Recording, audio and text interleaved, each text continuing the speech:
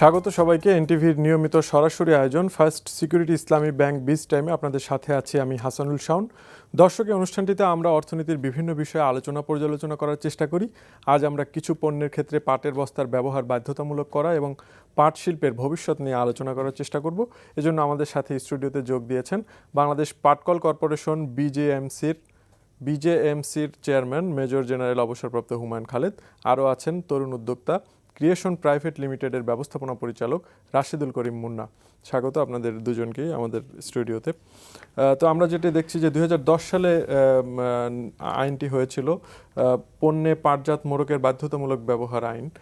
পরবর্তীতে এটি সাম্প্রতিক বছরখানেক আগে এটি আবার একটি বিধিমালার মাধ্যমে কিছু পণ্যের ক্ষেত্রে করা হয় এবং সেটির বাস্তবায়নে এখন বেশ জোরে সোরে মাঠে সরকার বা মন্ত্রণালয়কে আমরা দেখছি। তো এই বিষয়গুলো নিয়ে আমরা আলোচনা করব। শুরুতেই এই বিষয়ে একটি প্রতিবেদন দেখে নিব।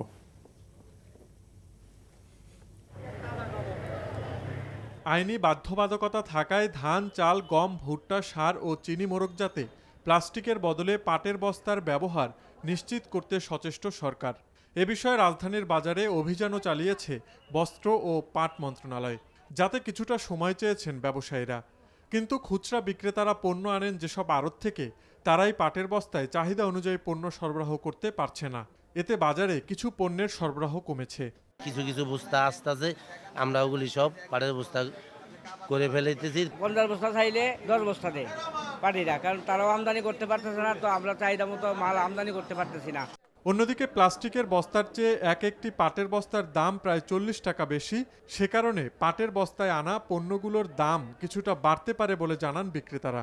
একটা প্লাস্টিকের বস্তা কিন্তু আমরা 20 টাকা করে, আর একটা চটের বস্তা কেনা পরে আপনার 70 টাকা 80 টাকা পরে। অনেক ডিফারেন্স না, প্রতি কেজিতে চাইলে 1 টাকা 1.5 টাকা কেজিতে বেশি দেওয়া লাগবে।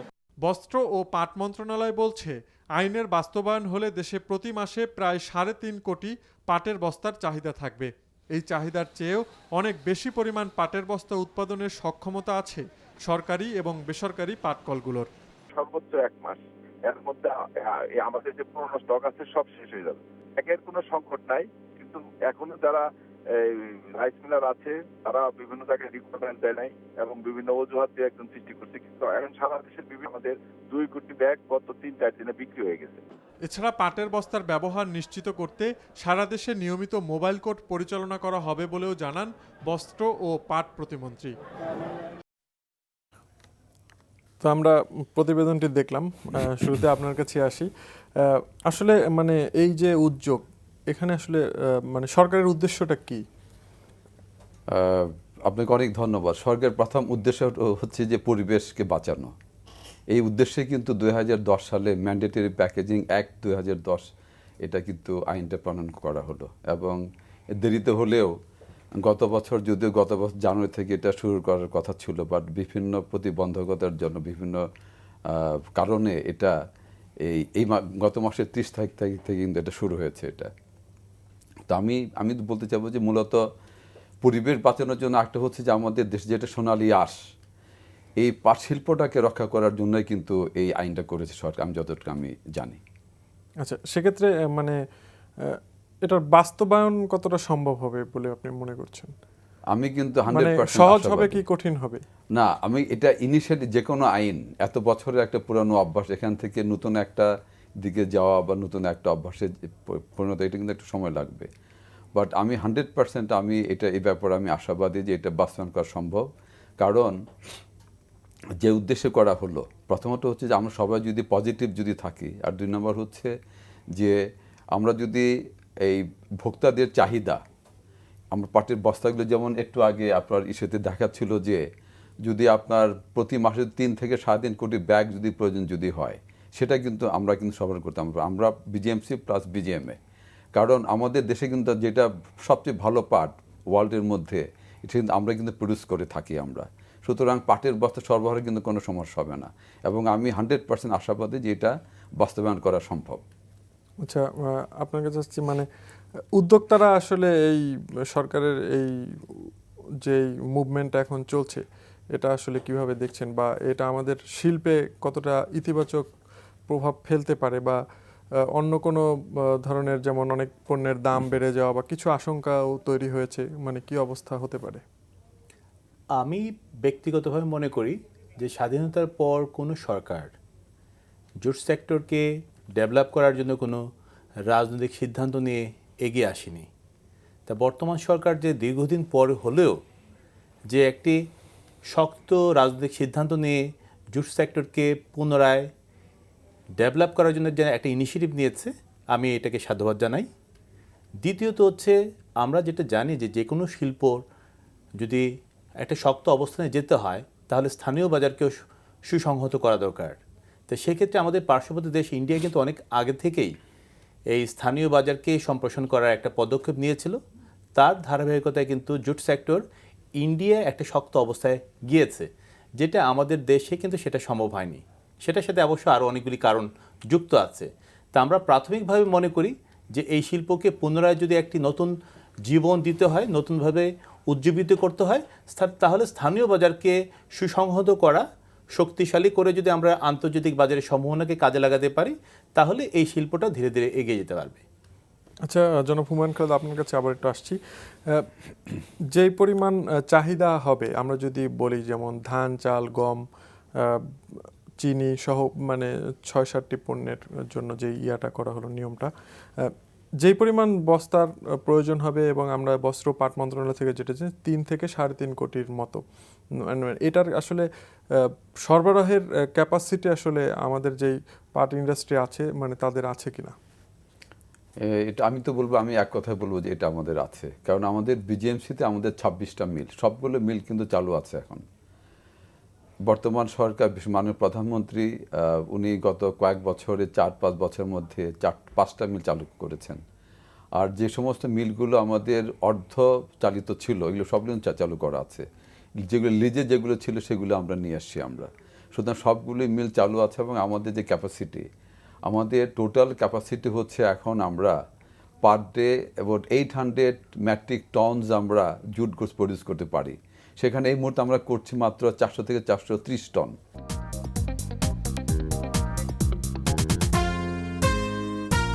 আমরা সর্বশেষ কথা বলছিলাম সরকারি পাটকলগুলোর উৎপাদন সক্ষমতার বিষয়ে। তো আপনি যেটি বলছিলেন, আসলে উৎপাদন সক্ষমতা আছে, এটা আমরা শুনছি, এবং আমাদের প্রতিবেদনও দেখলেন বস্ত্র ও পাট প্রতিমন্ত্রীও একই কথা বলেছেন যে এটার চেয়ে বেশিও উৎপাদনের সক্ষমতা আমাদের আছে। এখানে যেই পাট যেটা লাগে, কাঁচামালটা, মানে সেটার সরবরাহ পরিস্থিতিটা আসলে কোন পর্যায়ে আছে বা কি অবস্থায় আছে এখন? আমাদের বিজিএমসির কাছে আমাদের যে এখন যে স্টক আছে, আমরা ওই স্টক দিয়ে আমরা ওইগুলো চালাচ্ছি। আর আমাদের কাঁচামালের জন্য আমরা সরকারকে বলেছি, এবং আপনারা তো জানেন যে গত 1 মাস যাবৎ কাঁচা পাট রপ্তানি বন্ধ ছিল, এবং এখন আবার গতকাল থেকে এটা আবার ফার্দার ইনক্রিজ করা হয়েছে। তো কাঁচা পাট কিন্তু আমাদের যথেষ্ট স্টক আছে আমাদের। তো আমরা ওখান থেকে কাঁচা পাটটা আমরা যদি থাকি, তাহলে আমাদের কোনো এই সরবরাহের কোনো অসুবিধা হবে না। আর এই কাঁচা পাটের জন্য আমাদের কিন্তু আমাদের যে বিজিএমসি যে আমাদের যে ক্যাপাসিটি, কাঁচা পাটটা পেলে আমরা আমাদের লক্ষ্যমাত্রায় আমরা পৌঁছে যাব। আমরা মানে পাওয়ার নিয়ে কোনো আশঙ্কা আছে কিনা? না, আমাদের কিছুটা আশঙ্কা ছিল, বা সরকারকে বলেছি, সরকার আমাদের কিছুটা সাহায্য করছে, তো ওটা দিয়ে আমরা চালিয়ে নেব আমরা। সেক্ষেত্রে এই মুহূর্তে যদি আমরা দেখি, গত বেশ কয়েক বছরে পাটের পণ্যের বহুমুখীকরণের মাধ্যমে আমাদের রপ্তানি যে সেক্টরটা, সেখানেও পাটজাত পণ্যের রপ্তানিটা অনেকটা বেড়েছে, এবং সেখানে বেসরকারি অনেক প্রতিষ্ঠানও এগিয়ে এসেছে, এবং তাদেরও একটা লক্ষ্যমাত্রা তারা নির্ধারণ করছে, এবং সেটা অ্যাচিভও করছে। এই যে উদ্যোগগুলো সরকারের, এর কারণে ওই পাটজাত পণ্য বা ওই রপ্তানির ক্ষেত্রে কোনো নেতিবাচক প্রভাব পড়তে পারে কিনা? রপ্তানির ক্ষেত্রে এখানে হয়তো কাঁচা পাট আমরা যেভাবে রপ্তানি করছি, হয়তো ইনিশিয়ালি কিছুটা নেতিবাচক প্রভাব পড়তে পারে। কারণ আমরা যদি সারা দেশে যেমন বলেন যে প্রত্যেক মাসে 3 থেকে 3.5 কোটি ব্যাগ লাগবে, পাটের বস্তা লাগবে, তো সেটা সরবরাহ করতে হলে তো ইনিশিয়াল হতে কিছুটাই হবে। বাট সামনের মৌসুমে যদি আবার এই ডিমান্ড দেখে কৃষক যদি বেশি করে যদি পাট চাষ যদি করে, অ্যাটলিস্ট 25 to 50% যদি করে, আমার মনে হয় যে আমাদের ইন্টারন্যাশনাল এক্সপোর্ট, আমাদের ম্যান্ডেটরি প্যাকেজিং অ্যাক্ট আমাদের দেশে যেটা লাগবে, আরেকটা হচ্ছে আমাদের যেটা স্মল এবং মিডিয়াম এন্টারপ্রেনার যারা করছে, যে ডাইভার্সিফাইড যে প্রোডাক্টগুলি করছে, কোনোটাতে কোনো সমস্যা হবে না। কারণ আমরা যদি হিসাবপত্র করে যদি ওইভাবে যদি আমরা সব কিছু যদি করি এবং পাট উৎপাদনটা যদি আমাদের যদি বজায় যদি থাকে, তাহলে আমার জন্য কোনো সমস্যা হবে না। আচ্ছা, রাশিদুল করিম, আপনার কাছে একটু আসবো।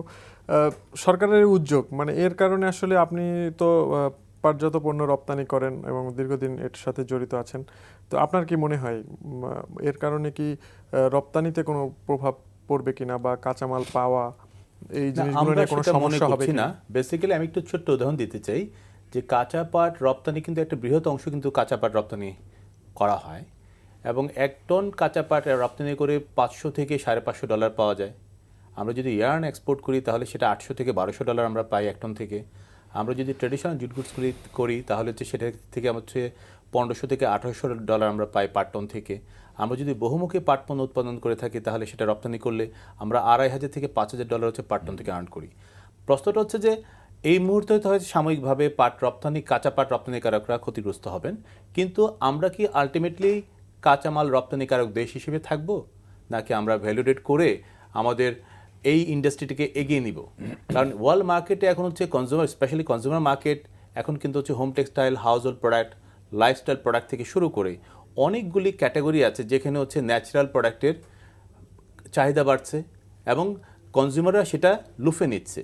সেক্ষেত্রে আমাদের পার্শ্ববর্তী দেশ ইন্ডিয়া সহ অন্যরা কিন্তু এই ভ্যালুডেড প্রোডাক্টগুলোকে ফোকাস করছে। ইভেন ইন্ডিয়াতে হচ্ছে 90 দশক থেকে এই প্যাকেজিং অ্যাক্টটাকে বাস্তবায়ন করেছে। ওনারা লোকাল মার্কেটটাকে এনশিওর করেছে যাতে ইন্টারন্যাশনাল মার্কেটে যে বিভিন্ন চড়াই উতরাইটা আসে, যেমন হচ্ছে এই মুহূর্তে মিডল ইস্টের আনস্টেবল সিচুয়েশনের জন্য কিন্তু ইয়ার্ন ইন্ডাস্ট্রি কিন্তু খুব বাজে একটা অবস্থায় আছে। তো এই সময়গুলোতে যদি স্থানীয় বাজারটা যদি শক্তিশালী একটা অবস্থায় থাকে তাহলে এই ইন্ডাস্ট্রি কিন্তু এই ক্রান্তি লগ্নগুলো হচ্ছে ইজিলি পার হতে পারবে। আর দ্বিতীয়ত হচ্ছে আসলে আমাদের এখন চিন্তা করতে হবে, এই জুট যেহেতু আমাদের একটা নিজস্ব মেটেরিয়ালস এবং পৃথিবীর সবচেয়ে ভালো কোয়ালিটির পাটটা আমরা উৎপাদন করে থাকি, এটা থেকে আমরা কি করলে আমাদের অধিক সংখ্যক কর্মসংস্থান সৃষ্টি হবে এবং আমরা বৈদেশিক মুদ্রা যেটা $1 বিলিয়ন মতো আছে, এটা কীভাবে আমরা $4 থেকে $5 বিলিয়ন নিয়ে যেতে পারি। এবং আমি বিশ্বাস করি যে গার্মেন্ট ইন্ডাস্ট্রির পরে পাট ইন্ডাস্ট্রি হচ্ছে সবচেয়ে চমৎকার একটা সেক্টর, যেখানে হচ্ছে কর্মসংস্থানের সবচেয়ে বৃহৎ সুযোগটা আছে। এটাকে যদি আমরা কাজে লাগাতে চাই, আমরা মনে করি যে ভ্যালু এডিশন। এবং সবচেয়ে বড় কথা হচ্ছে যে আমি যখন ছোট ছিলাম, আমার খেয়াল আছে আমি যে বাজারে ব্যাগটা নিয়ে যেতাম সেটা কিন্তু হচ্ছে ছাড়ার বস্তা ছিল এবং সেটা কিন্তু কয়েক মাস ব্যবহার হতো। মারা হচ্ছে সেটা ধুয়ে রাখতেন, আমরা পরে আবার ব্যবহার করব। আজকে আপনার রিপোর্টে দেখলাম এক ভদ্রলোক বলছে যে 20 টাকার 60 বা 65 টাকায় কথা বলছে, দাম 3 গুণ বলছে। কিন্তু একটা জিনিস মাথায় রাখতে হবে যে প্লাস্টিক ব্যাগ কিন্তু দ্বিতীয়বার ব্যবহার করা যায় না। কিন্তু এই ছালার বস্তাটা কিন্তু আমরা যদি চাই এই চালের মধ্যে হচ্ছে 3 থেকে 4 বার ব্যবহার করতে সক্ষম হই, তাহলে কিন্তু এই কষ্ট আবার মিনিমাইজ হবে। সবচেয়ে বড় কথা হচ্ছে ইনিশিয়ালি অবশ্যই তো একটু কষ্ট হবে, কিন্তু আমরা যদি একটা শিল্পকে বা আমাদের নিজস্ব যে সম্পদটা আছে এটাকে যদি আমরা এগিয়ে নিতে চাই, আমাদের কিন্তু সবাইকে মিলে একটু সাহায্য করতে হবে। আমি বিনয়ের সাথে সবাইকে অনুরোধ করব এই বিষয়টা বিবেচনা রেখে কীভাবে এই সেক্টরটা এগিয়ে যাওয়ার জন্য সবার সহযোগিতাটা দরকার। দীর্ঘমেয়াদে আমাদের জন্য দীর্ঘমেয়াদে চিন্তা করতে আসবে।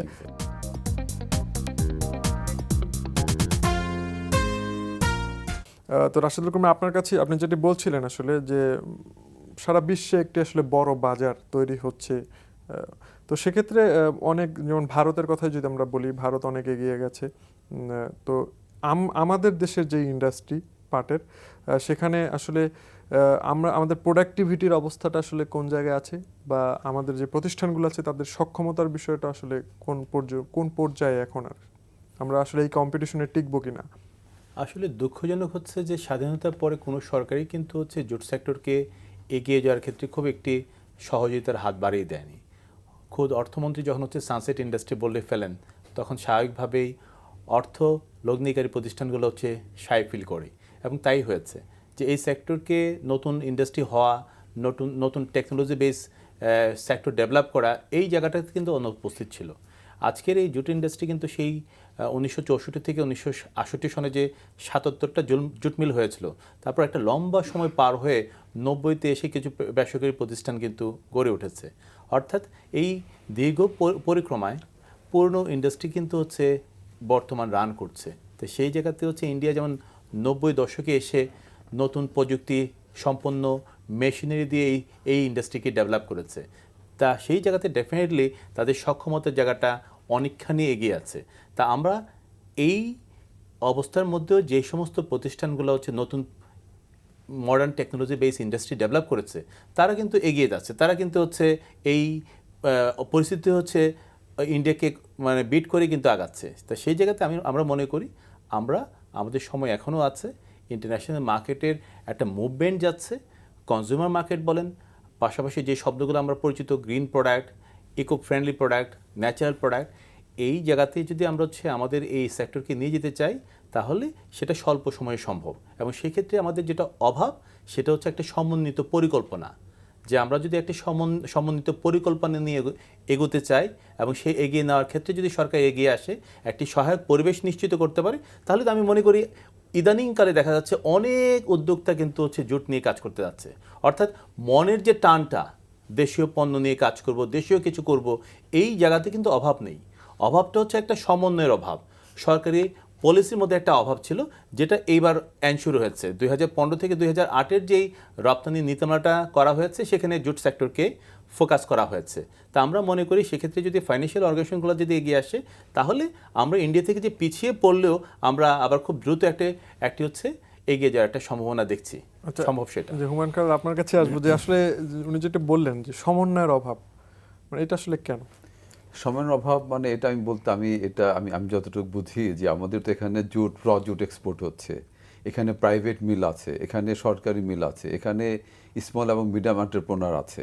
তো এটা অ্যাকচুয়ালি কোনো একটা সময় কোনো একটা জায়গাতে আমরা সবাই যদি একসঙ্গে না যাচ্ছি, যেমন এখন ম্যান্ডেটরি প্যাকেজিং একটা এখন শুরু হলো, এখন আমার কত চাহিদা, আমার কতটুক লাগবে, আমি কতটুকু এক্সপোর্ট করব, কতটুক আমি অন্যান্য কাজে লাগাবো, এই পুরো জিনিসটা যদি একসঙ্গে বসে যদি ক্যালকুলেট করা না যদি হয় তাহলে কিন্তু আবার একটু সমস্যা হয়ে যাবে আবার। সুতরাং আমাদেরকে রাশিদ সাহেব যেটা বললে, আমাদেরকে সমন্বিতভাবে একসঙ্গে বসে এটা কিন্তু প্ল্যান করতে হবে আমাদেরকে, এটা ছাড়া কিন্তু কোনো উপায় নাই। এমনি যে উদ্যোগগুলো আসছে, মানে সেখানে বিনিয়োগ আসছে কিনা বা উদ্যোক্তারা আগ্রহী হচ্ছেন কিনা, পাট রিলেটেড ইন্ডাস্ট্রিগুলো বা ডাইভার্সিফাইড প্রোডাক্ট, সেক্ষেত্রে বিনিয়োগের কীরকম আভাস পাচ্ছেন? বিনিয়োগের আমি যদি বলি, বিনিয়োগের জন্য তো এখন অনেকে আগ্রহ প্রকাশ করছে, এবং আমি যেটা মনে করি এখন যে আমাদের ম্যান্ডেটরি প্যাকেজিং একটা যদি ঠিকমতো বাস্তবায়িত যদি হয় তাহলে কিন্তু অনেক উদ্যোক্তারা কিন্তু তার এগিয়ে কিন্তু আসবে। অলরেডি কিন্তু অনেকে এই ব্যাপারে প্রচুর তাদের ইন্টারেস্ট শো করছে। যেমন আমরা যাদের কাছে আমরা এক্সপোর্ট করি তারাই কিন্তু আমাদের যখন দেখছি ম্যান্ডেটরি প্যাকেজিং একটা আমাদের শুরু হয়েছে, এক্সপোর্ট একটু স্লো হয়ে গেছে, কাঁচা পাট রপ্তানি বন্ধ হয়েছে, ওরা কিন্তু এখন আমাদের কাছে আসছে যে না, আমরা তোমাদের কাছে নিব, দাম যদি একটু বেড়েও যদি যায় তবুও আমাদের কোনো সমস্যা নাই, বাট আমরা নিতে চাচ্ছি, এবং অনেক কিন্তু এ ব্যাপারে ইন্টারেস্ট কিন্তু শো করছে। আচ্ছা রাশেদুল করিম, আপনার কাছে একটি বিষয় আসি, যে এই পাট পণ্যের যে বহুমুখীকরণের কথা আমরা বলি, সেখানে আসলে আমরা কত দূর এগোতে পেরেছি এ যাবৎ? আমরা যেটা হয়েছে যে ইন্ডিয়া যেখানে হচ্ছে টেকনোলজি বেস অনেকগুলি প্রোডাক্ট করছে, ইভেন আজকে প্লেনের পার্টস, আপনার হচ্ছে গাড়ির পার্টস, যেটাকে আমরা টেকনিক্যাল টেক্সটাইল প্রোডাক্ট বলি, যেটা কিন্তু পাটের ফাইবার থেকে হচ্ছে। তো সেই জায়গাতে কিন্তু আমরা অনেকে জানি না যে এই ধরনের প্রোডাক্ট পাট থেকে হচ্ছে। অর্থাৎ সেক্ষেত্রে কিন্তু আমরা কাঁচা পাটটা আমরাই রপ্তানি করছি তাদের কাছে, তারা আমাদের কাঁচা পাট নিয়ে এই ধরনের অত্যাধুনিক পণ্য তৈরি করে বাজারজাত করছে। সেই জায়গাতে হচ্ছে আমার কাছে যেটা মনে হয়েছে যে আমরা যদি এখনও কিছু এই জায়গাতে যেটা আছে আমাদের হ্যান্ডমেড এবং হচ্ছে সেমি হ্যান্ডমেড, এই জায়গাতে হচ্ছে আমরা একটা পর্যায়ে আছি, ইন্ডিয়াকে আমরা কমপ্লিট করতে পারছি। কিন্তু যেখানে হচ্ছে খুব ভালো কোয়ালিটির ফ্যাব্রিক দরকার, ভালো ডাইং দরকার, লেমিনেশন দরকার বা অ্যাক্সেসরিজ দরকার, ওই ধরনের প্রোডাক্টগুলিতে আমরা এখনও অনেক পিছিয়ে আছি, যেখানে আমাদের আসলে খুব মানে সুনির্দিষ্টভাবে চিন্তা করে একটা পরিকল্পনা করে এই সেক্টরগুলো কীভাবে বুস্ট আপ করা যেতে পারে তার জন্য আমাদের চিন্তা করতে হবে এবং ফোকাস করতে হবে এবং কার্যকরী পদক্ষেপ নিতে হবে। আচ্ছা, ম্যান্ডেটরি প্যাকেজিং একটা বিষয়টা আমরা সাম্প্রতিক সময় দেখছি, এর বাইরে আসলে এই খাতের উন্নয়নে সরকার মোটা দাগে আসলে কি উদ্যোগ নিচ্ছে? যেটা হচ্ছে আমাদের এটা ছাড়া আরও যেটা হচ্ছে যে আমাদের সরকারি মিলগুলোকে আমরা বেমারি বা মডার্নাইজেশন করার জন্য আমরা পরিকল্পনা নিয়েছি। তারপর আমাদের কিছু ডাইভার্সিফাইড প্রোডাক্ট বানানোর জন্য আমরা বেশ কিছু প্রকল্প হাতে নিয়েছি, গভর্নমেন্ট সেখানে আমাদের সাহায্য করছে। তা এক কথায় যে সরকার আমাদেরকে এই পাট শিল্পটাকে বিশ্বের বিভিন্ন দেশে তুলে ধরার জন্য বিভিন্ন পদক্ষেপ গ্রহণ করছে। হয়তো আগামী কয়েক বছরের মধ্যে আমরা এই ব্যাপারে আমাদের আশা আমরা আমাদের ফল দেখতে পাবো। এবং আমি যেটা মনে করি যে এখন যে ম্যান্ডেটরি প্যাকেজিং একটা, এটা যদি ঠিকমতো বাস্তবায়িত যদি হয়, তাহলে কিন্তু আমাদের সামনে এই আমাদের সোনালী আঁশের সুদিন ফিরে আসবে। আমাদের এই পাটটা কিন্তু পৃথিবীতে দুইটা দেশে কিন্তু হচ্ছে এখন, একটা হচ্ছে বাংলাদেশ, আর হচ্ছে ইন্ডিয়া। তারা পুরোটা কিন্তু তার কনজিউম করছে। তো আমাদের যদি আমাদের দেশের পাটটা কিন্তু সবচেয়ে কোয়ালিটি কিন্তু ভালো। সুতরাং আমাদের এই পাটকে দিয়ে কিন্তু আমরা বিশ্বের দরবারে আবার আমরা মাথা তুলে দাঁড়াতে পারবো, এবং এই পাট দিয়ে আমরা কিন্তু আরো অনেক অনেক বেশি করে স্বপ্ন দেখতে পারবো। মানে কৃষকরা উৎসাহিত হবেন কিনা? উৎসাহিত, এখানে জিনিসটা হচ্ছে যত বেশি পাট বিদেশে যাবে বা যত বেশি ইউজ হবে তত বেশি কৃষক কিন্তু উৎসাহিত কিন্তু হবে। প্রোডাকশন যত আমার ইউজ যত বেশি হবে, প্রোডাকশন তত বেশি হবে। Simple calculation. এবং আমি যেটা মনে করি, যেমন এই বছর যদি ডিমান্ডটা যদি আরো বেড়ে যদি যায়, কৃষকরা নেক্সট ইয়ার কিন্তু পাট কিন্তু আরো বেশি উৎপাদন করবে, এটাই মনে করি। আচ্ছা, আপনাদের দুজনকেই ধন্যবাদ আমাদের সাথে স্টুডিওতে এসে আজকে সময় দিয়েছেন। আমরাও আশা করি যে পাট শিল্প যে আমাদের ঐতিহ্য, একসময় আমাদের প্রধান অর্থকরী ফসল ছিল, সেটি আবার তার পূর্বের জায়গায় ফিরে আসুক। আপনাদের দুজনকেই ধন্যবাদ আমাদের সাথে সময় দেওয়ার জন্য। দর্শক, আজ এখানেই শেষ করছি। আমাদের এই অনুষ্ঠান পুনরায় দেখতে ভিজিট করুন এনটিভি অনলাইন www.ntvbd.com এই ঠিকানায়। সবাই ভালো থাকুন, সুস্থ থাকুন। ধন্যবাদ সবাইকে।